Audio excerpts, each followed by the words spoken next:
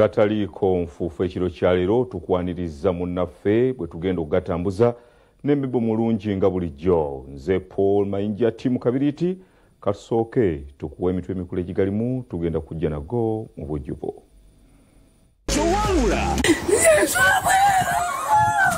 Omukadde ayungusa amaziga ng'annyonnyola minisita bamugobaganya ku kibanja. Alagidde bakwatibwe. Njagala onoonye mbogo. Abavubuka babiri ababadde basima malamu bafudde. Ekirombe kibabuutikidde. Pulezidenti Museveni asiimye emirimu egyakolebwa omulwanirizi w'eddembe Perez Musamali. He was part of the original 32. Yajjawo amunaaza n'amusiiga omuzigo. Oguggwa teguba muka. Bibi ne bibeera ku mukolo ogw'okufumbirira omuwala ng'agenda mu ddya. Nanyireketa bwatu mwali sabbiiti namba.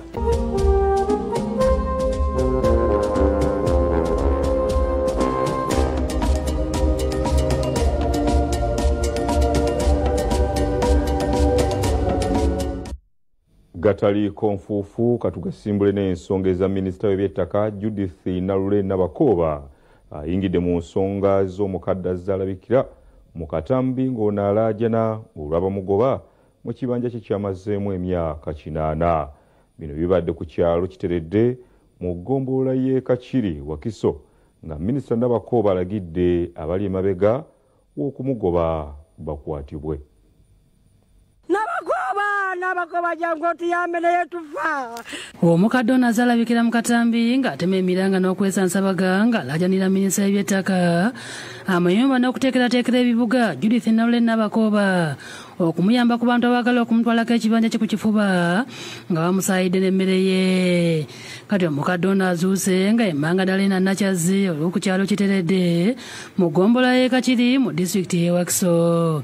Kati minisita Nabakooba abitaddemu engatto okwolekera ku kyalo Kiteredde okuwuliza ensonga za Nakyazzi ne banne baalumiriza okwagala okumutwalako ekibanja kye. Grace Katushabe ssentebe w'ekyalo Kiteredde yasoose okwogera n'ategeeza minisita nga Nakyazzi ekibanja kye bwe kyakolebwamu ebyapa bina nga famire y'omugenzi Munkini Muhammad Kasumba be bakola ebyo. Nekisangibwa nti ettaka lino waggulu liri mu mataka 3 waggulu ago agaba Lwabitomize Anne, Lwabitomize Apollo ne Lwabitomize Allen. Bonna ba famire. Ekibanja kino eno wansi kiri mu ttaka ly'Abamukini Muhammad Kasumba. Amyuka Radisi Wakiso Muwanga Lutaaya ategeeza ng'ensonga ya Nakyazzi akakiiko k'ebyobutebenkevu ku disitulikiti bwe kaziyingiddemu. Kyokka nga Muwanga alumiriza ssentebe w'ekyalo kino ate okubeera emabega w'emivuyo egy'ekibanja kya Nakyazzi. We bamuzaalidde oyo gw'olaba ayambadde sapule. Ewaawa n'oyo gw'olaba akankanamu. Myaka 8 wano waabadde. Ate nga minisita watugamba nti omuntu okubeera ku kibanja si musango. Nakyazzi nga n'amaziga gamuyitamu abuulidde minisita ng'ekibanja kwe bamugoba bwe yakakimalako emyaka 8 kyokka nga yeetaweebwanga omukisa okuteesa ne nannyini ttaka. Ng'agamba oyo gwe mulaba ye yagula ettaka lya Batomizi. Batomizi sibalabangako, bantunda saateesa ne Batomizi sibalabangako ate bandeetedde ow'okusatu. Embeera eyo gye tulimu nze tetugyebaka mu nnyumba muno maama minisita.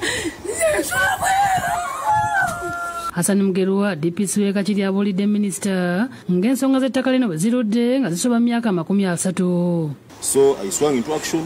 Nendabeka nti omuntu oyo mukutte era namututte mu kooti. He is living in prison as I talk right now. Minisita mu kwogera kwe alagidde DPC Mugerwa okubaka abantu abalala bakwata.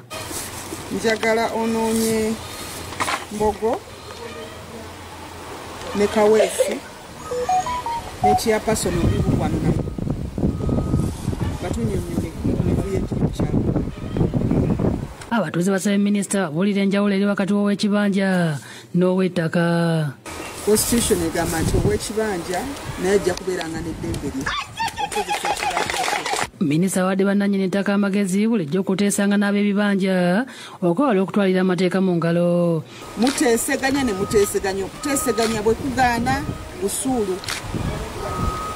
obusuulu mu bumanyi bulungi tebuvangawo buli mu tteeka. Alagidde poliisi y'e Kakiri okukola okunoonyereza okw'amaanyi ku ttaka lino ate bamuwa alipoota ku binaaba bizuuliddwa afune waatandikira.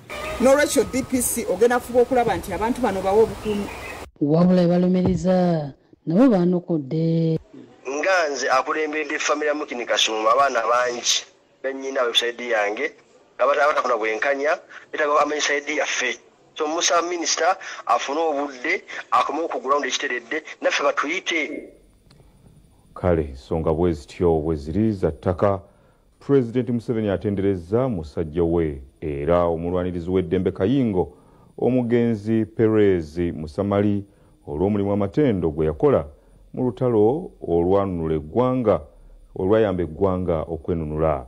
Ono abadde ku mukolo gw'okujjukira omugenzi ogutegekeddwa mu disitulikiti e Namisindwa.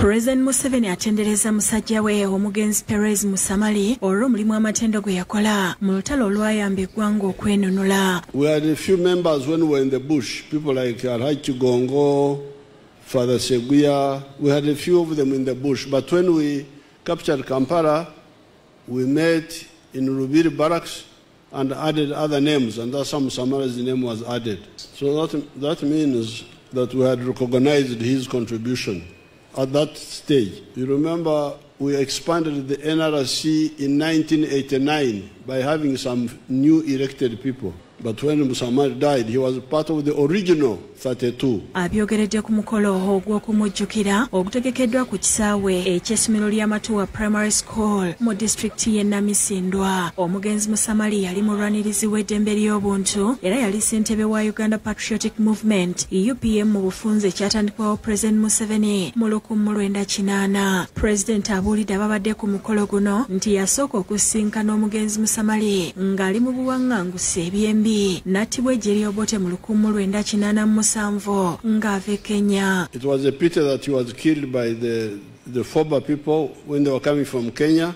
We had a simple plan of supporting the families of our people, of educating the orphans. And that's why I introduced what they called the State House scholarships, which some people were attacking. Why should there be State House scholarships? Scholarships should be in the Ministry of Education, not in the State House. But I said no. I am the one who knows these orphans. President era asabye abantu mu bitundu bya Busoga okulwanyisa obwavu nga bayita mu by'obulimi eby'ensimbi ate nga basaamu ekibalo n'okwewala okutulakutula mu ttaka. Omukuuka w'Abamasaaba His Highness Jude Mike Mudoma asabye President Museveni okussaawo ekijjukizo ne University okujjukira abazira abaava mu Bugisu. They have spoken about heroes and yourself the living example. I want to make this request, Your Excellency, of establishing a tourist revolutionary route and a monument honoring the fallen and the surviving heroes in the Bugisu sub-region. Ssentebe wa district eno Wakweika Jackson yeebazizza Pulezidenti olw'enteekateeka z'enkulaakulana ez'enjawulo ezireeteddwa okusitula embeera z'abantu. Your Excellency, the fruits of your leadership are evident. And Your Excellency, because of that, we promise to be with you. In your wisdom, in your plight of forgiveness under the presidential amnesty, you forgave the people who killed your colleague Perez Musamali. Some of them, we have them here, but you forgave them, Your Excellency. I want to thank you and thank you again. Kwakwinyayire na bibabu kwasanyukire n'abiruna ku luno kukubona mu kifo kino ifuleno yikire kwolesa eti kuli basanyufu era gwabeere mukisa Yesuuli. Waliwo abavubuka babiri ababadde basima mara mu ekirombe kibabuutikidde ne bafiirawo ate munnaabwe owookusatu n'asimatuka n'ebisago eby'amaanyi ddala. Bibadde ku kyalo Busowobi eyiganga.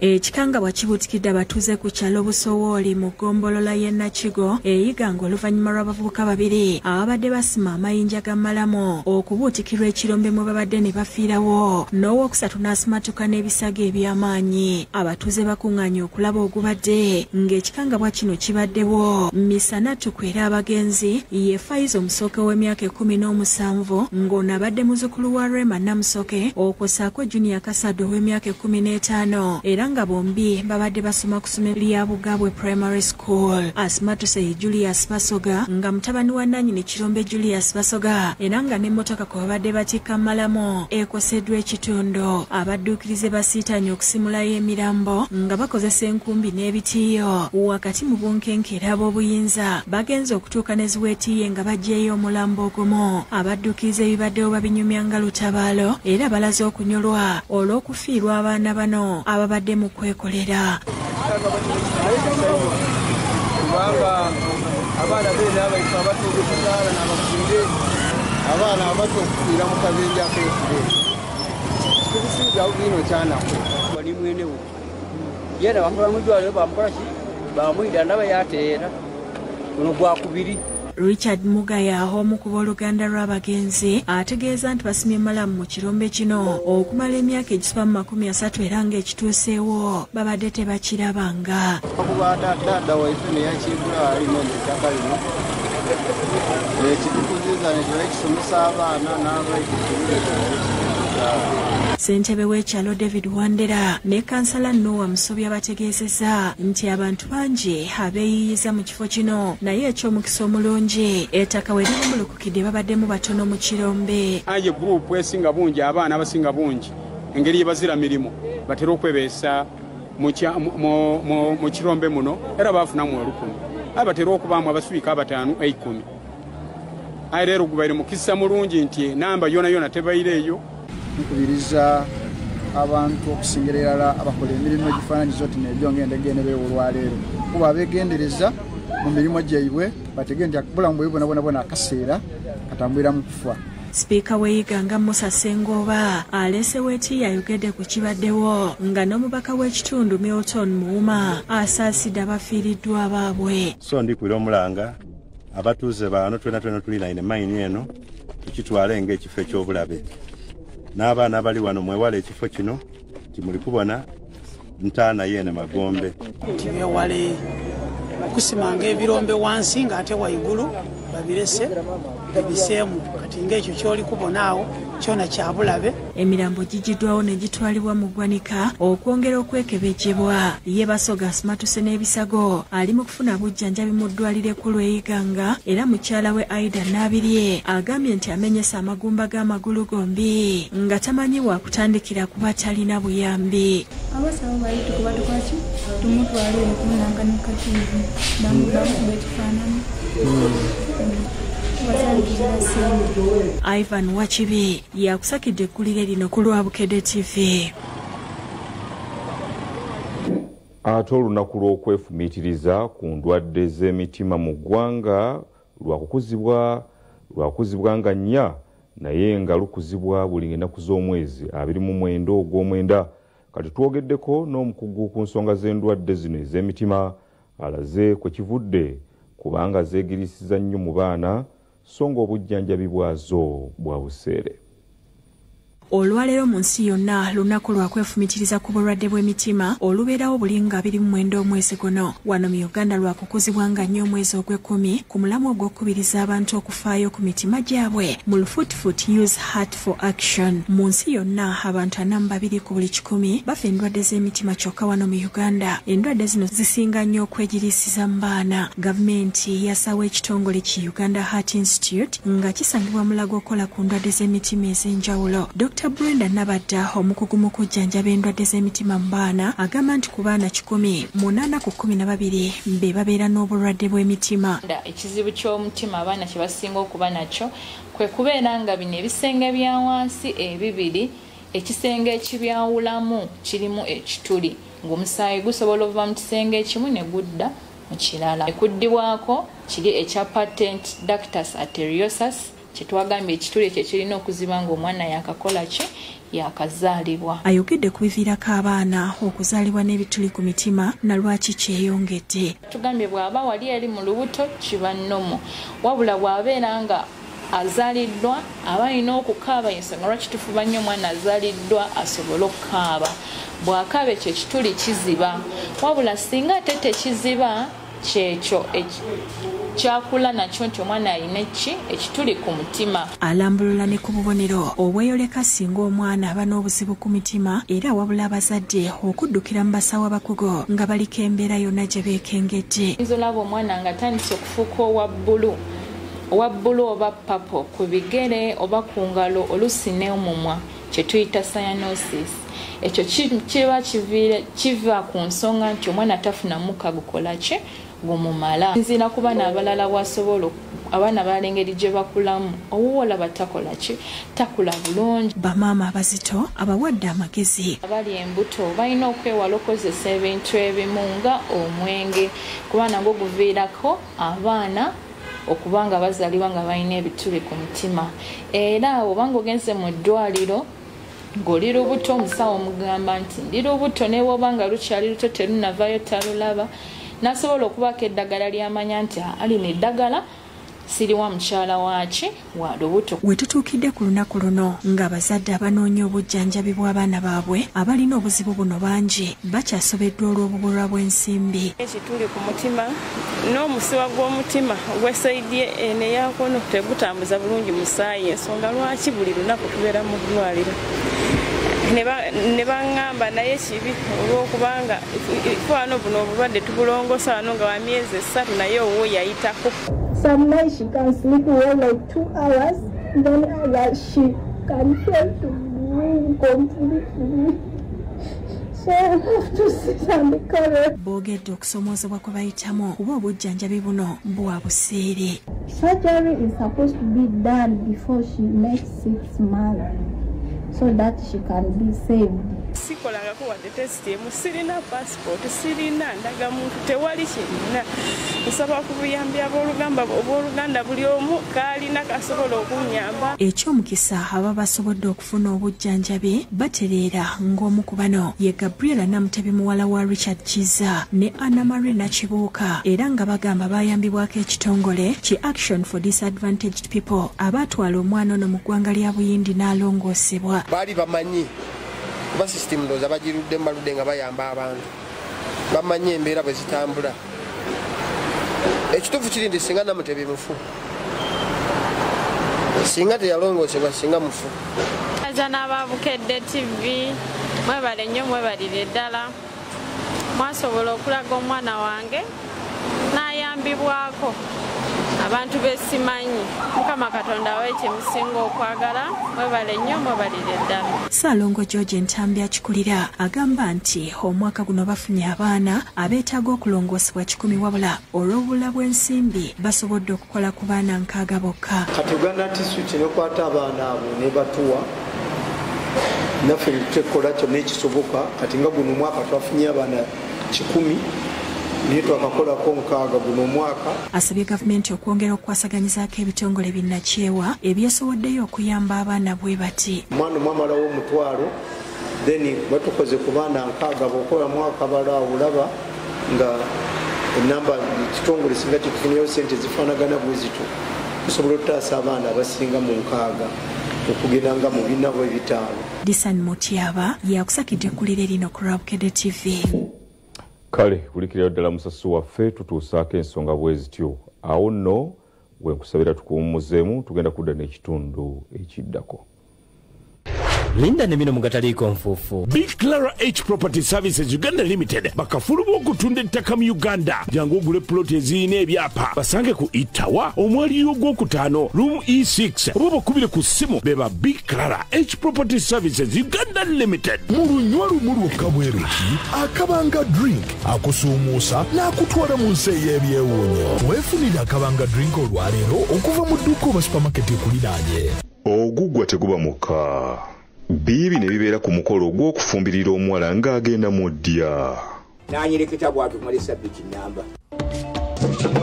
Ekirala nti okutafaanana bika emisango gyaffe bwe giva Ssaabalangira igenda butereevibwa Ssaabasajja. Tetugenda mu kkooti ya Kisekwa. Ssaabasajja yennyini yatulamula yasalawo ekyenkomerero.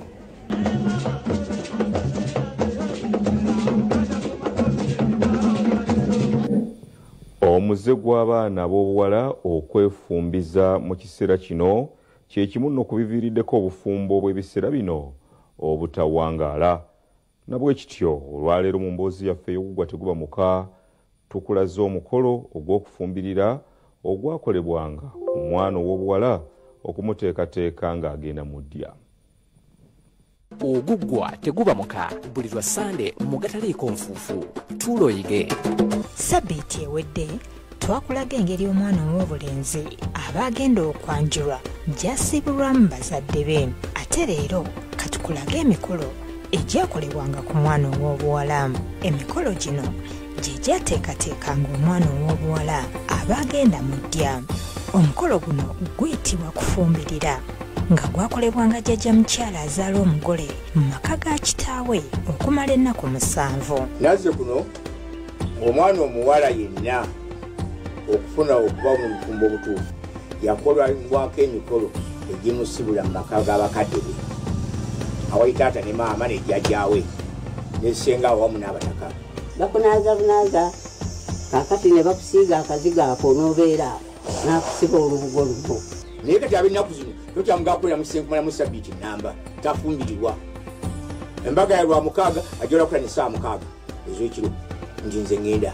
Jjajja yamusiiganga omuzigo omuganda omubiri gwonna. N'anyereketa bw'atyo kumala Sabbiiti nnamba. Mukyo ng'omwami eyamuwasa agenda okumuwasa akwate ku mubiri nga lwakwata wagonda kw'omuzigo oguba gumuyingiddemu. Jjajjaawe amunaaza n'amusiiga omuzigo. Naye ng'ebisinga biba bya maama we na ssengaawe be baali bannannyini mukolo gw'omu nnyumba okubuulira okuteekateeka omwana oyo agende mu bufumbo nga talina kyajuliririra. Bw'ajja ng'alaba akasiigo kasanguseeko ate n'akwongera. Balyoga nti omwana ono omufumbirizi yabadde mubi teyayidde yagubye teyanyiri okuguba gwe butanyirira. Omuzigo guno baagumusiiganga bamusibye olubugo kyokka oluvannyuma lwasikizibwa Gomesi. Edda omwana teyeefumbizanga ng'emikolo gino egyamukolebwangako gyayongeranga okumuteekateeka n'agenda mu ddya nga mutebenkevu. Abaganda ab'edda twakuyitanga kuvuma. Omwana omuwala mumuvumyeko baamuvumanga kubega baamugamba nga byalinga bikaawo. Era buli ajjajja n'ekigambo kye. N'ogakaala ne gakuggwa. Yajjanga yiti bwe kyegenda omusajja okumukola eri ekikola ki baakimugamba. Mu kiseera kino abataka ab'emikwano n'ab'eŋŋanda bajjanga okulaba ku mugule era nga bamubuulirira mu nsonga ezitali zimu. Ogenda mu bufumbo naye njagala obe mugonvu obeere mukkakkamu. Omusajja tayanukulwa akuvuma osirise bwamaliriza n'omwetondera. Omusajja teyeeterayo mazzi mu kinaabiro gwalina okugamuteerayo. Omusajja teyeeyalira buliri gwalina okugumwalira mwana wange nkubuulirira nze ndi ssengaawo.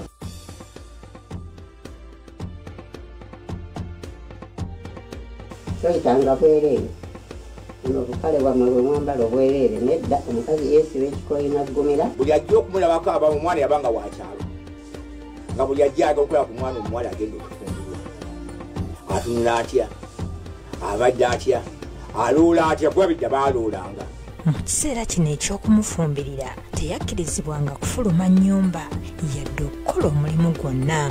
Omwana engeri yali ng'omwana w'ekyalo nga buli omu ow'ekyalo aleeta akooko ly'akalungi akavu akalungi kadoodo akanoga akalungi ogabye okumulaga nti okumwagazisa kyagendamu nti kiki kirungi ate era atuuke ku lunaku luli ng'anyirira. Tumumuganya kunyiiga gera okumulabirira nnyo nnyo kuba omwana agenda. Era bayogera mukati waayo omuwala Sebesinga ekimugumiza agenza okuba nga yenna muno yenna agumidde bulungi entunuusi zikuba bukubizi. Jjajjaawe yamuwekanga n'amufulumya ebweru emirundi 3 ng'eno ab'eŋŋanda ze bwe bamukubira enduulu ey'oluleekereeke.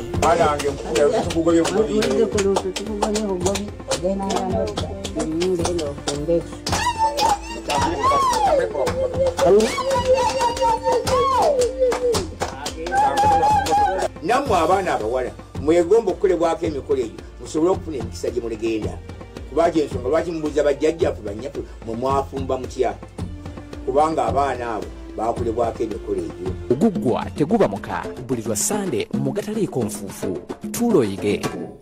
Ekigo kya St Bruno Serunkuma kikyusa kijaguza okuweza emyaka 28 bukyanga kitandikibwawo.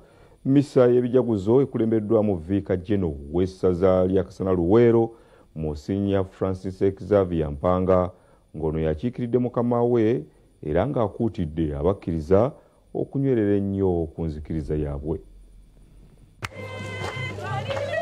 Vicar General w'essaza lya Kasana Luweero Monsignor Francis Xavier Mpanga yakiikiridde omusumba w'essaza lino Lawrence Mukasa mu kulemberamu ebijaguzo by'emyaka 28 egy'ekigo ekya St Bruno Serunkuma Kikyusa Catholic Parish nga kisangibwa mu district y'e Luweero.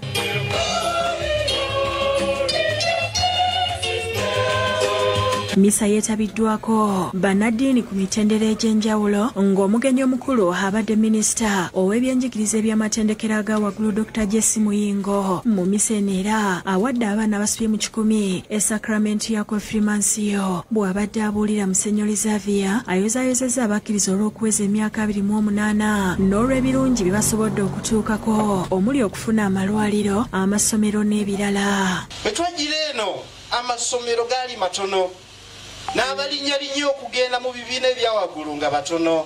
Twebaza nnyo Honorable Dr. Muyingo. Akuutidde n'abafunye sakramento okunyweza okukkiriza kwabwe. Twongere okukuuma ekitiibwa kyaffe nga tunywerera mu kukkiriza kwaffe. Bwana mukulu w'ekigo kino Reverend Father Peter Ekuno annyonnyodde bye batuuseeko n'alambulula n'ebyebazzaako. Omwaka oguwedde buli mukristu gw'olaba wano n'omukwano gwaffe ali wano waliwo ettoffaali ddene nnyo lyeyateeka ku kikomera kyaffe kino. Mu kwogera kwe Minisita Muyingo abayozaayozeza olw'okutuuka ku myaka gino nga baweereza Katonda era n'abakuutira okwettanira enteekateeka za gavumenti ez'okwegobako obwavu. Njagala enjiri gye tuba tubuulira ennaku zino gye tusoosowaza yakukola. Kisoboka naddala bwe muba nga musazeewo mukkiriza tukolere wamu ne gavumenti nga mwenyigira mu puroguramu za gavumenti ez'enjawulo ez'okugoba obwavu. Emirimu gy'Eklezia agituukiridde n'obukadde 7 esonga n'ekwaya eyimbye agiwadde emitwalo 5 nga zonna zibakwasiddwa omuyambi we Abdukarim Tamale. Iyo misa y'okusonda ensimbi ez'okuzimba Eklezia y'ekisomesa kya St Paul Tula eyimbiddwa Musenyoli Wynand Katende ng'ayambibwako bwana mukulu w'ekifo kino Reverend Father Sylvester Buwembo.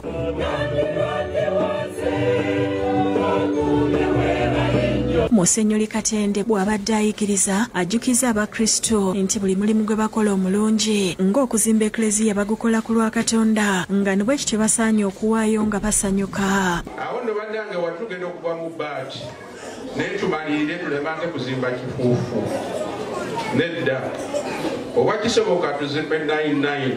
Mu misa eno Musenyoli Katende era aliko abaana baawadde sakramento y'abatiisimo basonze ensimbi ez'okuzimba Eklezia ey'ekisomesa kino nga ku buwumbi obusoba mu 3 obwetaagisa basonzeko obukadde 30 nga bwana mukolo bwannyonnyola. Omulimu guno foundation egenda tutwalako $1,500,000 olwayo tusonzeyo $30,000,000 awo notukowoola abala bonna bajje batukwatireko. Jagwe Ronald yabadde omugenyi omukolo ng'awaddeyo ensawo za sementi 10 n'asuubiza n'endala 10 ng'omwaka guno tegunnaggwako. Atuwaddeyo ensawo 10 n'emusuubiza ensawo endala 10 n'ebyokuzimbisa ebirala bye tugenda okutoola nga famire mikwano. N'abakristo okuva mu kisomesa eky'essa erinnya mu kigo ky'ebuyonga mu Bukomansimbi beetabye mu misa ey'okusonda ensimbi ez'okuzimba ekigo kyabwe.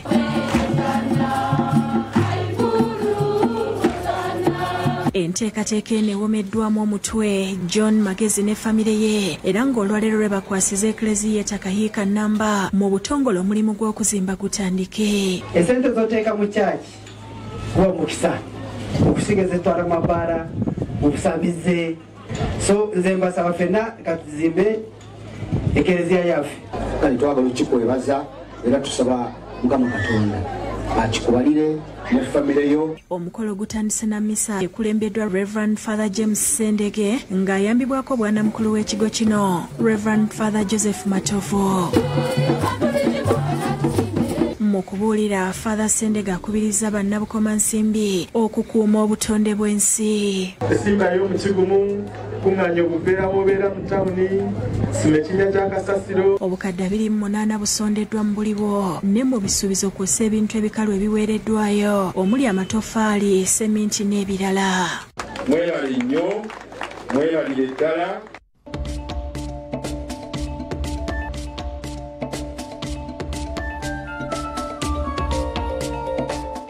Omulabirizi wa Central Buganda yawumula Bishop Jackson Matovu yakulembeddemu okusabira abayizi ab'ebibiina ebyakamalirizo ku ssomero lya St. John's Secondary School n'okubawaayo mu mikono gya Katonda.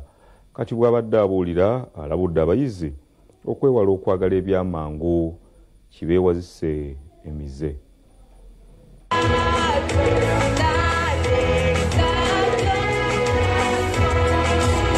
Ab'essomero lya St. John Senior Secondary School erisangibwa Namuyenje Mukono bategese okusaba okwenjawulo okuwonga abayizi baabwe abagenda ottula ebigezo byabwe byakamalirizo mu mikono gya Katonda. Okusaba kukulembeddwa Bishop Jackson Matovu eyali omulabirizi wa Central Buganda era nga kwetabiddwako bazadde b'abayizi ab'ebibiina ebyakamalirizo. Bishop Matovu mu kubuulira asabye abayizi okwesiga Katonda n'okunywerera ku nteekateeka ze kubanga ze zisinga.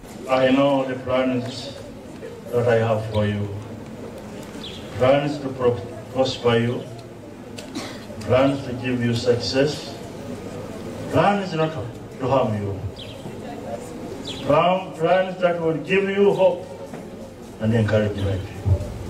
So take heed and look up to God. Ono era alabudde abayizi okwewala okwagala ebyamangu bye batakoleredde ekiyinza okubaviirako okutwalibwa emize emikyamu. Ye Henry Sentongo sali akulira essomero lino awabudde ku kya gavumenti okukkiriza amasimu mu masomero ng'agamba nti gajja kutaataaganya okusoma kwabwe. Tukiwagira kubanga tetunnatuuka kweteekateeka bulungi ng'eggwanga okutuuka ku mbeera ekkiriza amasimu mu ssomero.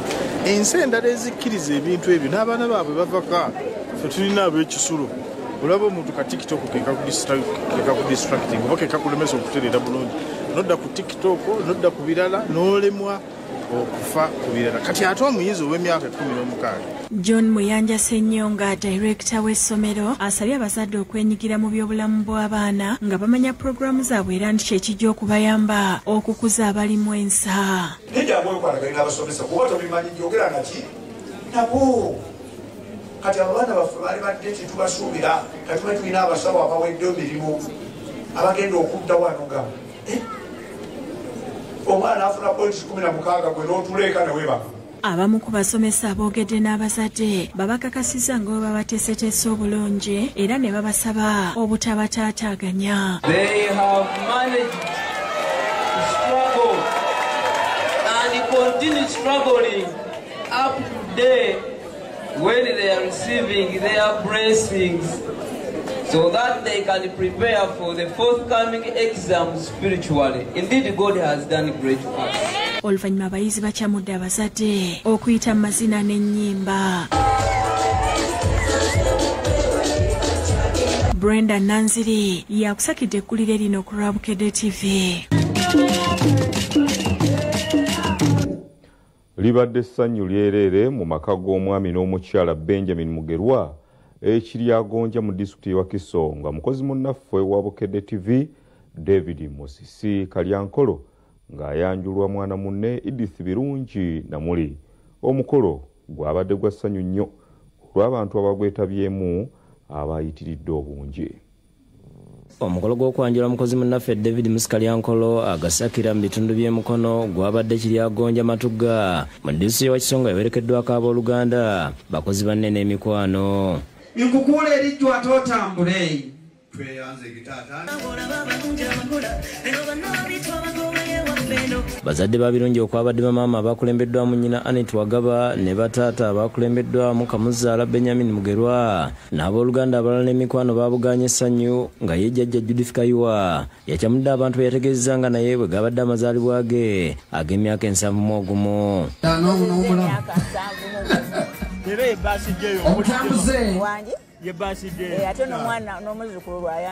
Abako bakulembeddwa yali omubaka wa Mukono South Johnson Muyanja Sinyonga.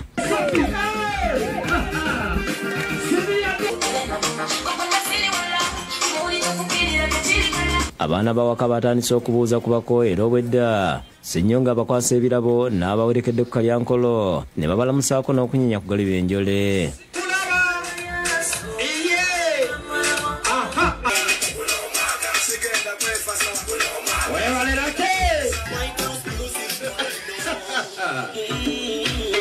Oluvannyuma Ssenga w'ensonga Susan Nanyunja yazze n'ajjayo Kalyankolo mu banne n'amutuuza mu kifo eky'omu maaso n'ekyazzeeko mwana munne Edith Birungi Namuli okuyingiramu mu ssanyu eryabuze okutta abantu.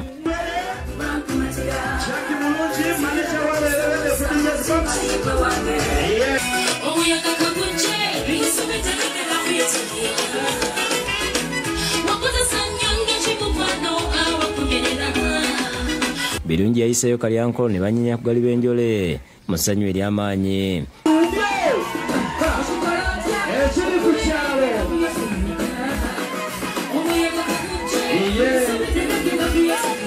Oluvannyuma Kalyankolo yayingiziddwa mu nnyumba okuzaalibwa.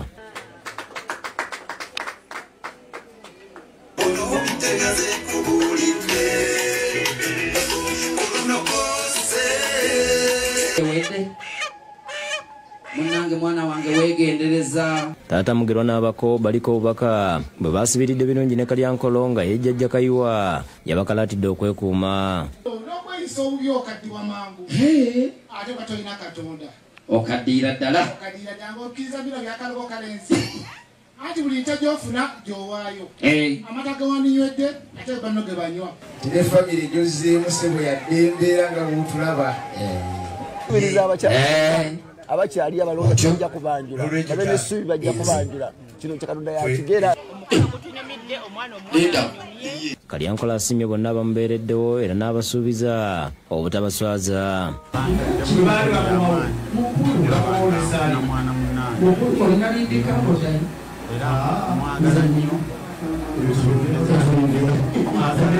Abubatuusa yakusekidde Gweno ku Lwabukedde TV.